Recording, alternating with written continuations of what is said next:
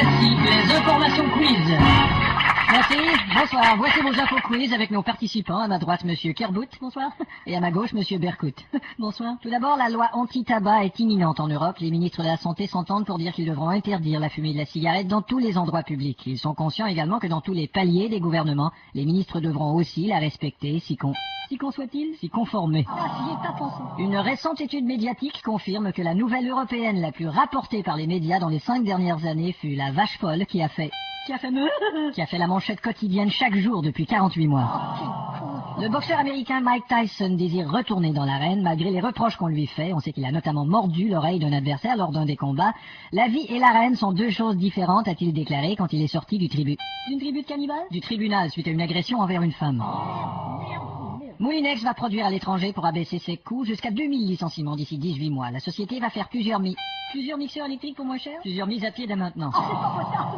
Bill et Hillary Clinton ont accordé tous les deux une interview à la revue American People. On leur a demandé bien sûr quels souvenirs ils gardent de cette aventure avec Monica Lewinsky. Madame Clinton a gardé une certaine amertume et quant à Monsieur Clinton, il a gardé le cigare. Il a gardé le silence.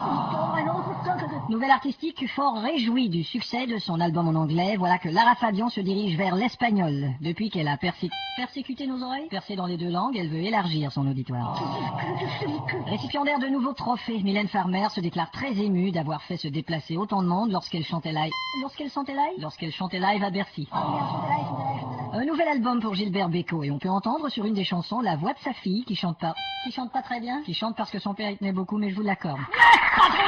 Du côté des sports, Formule 1, la nouvelle voiture de Jacques Villeneuve, Dige, a été dévoilée hier avec son nouveau moteur Dige Honda de la société japonaise Dige. Donc les prochains essais se feront dimanche.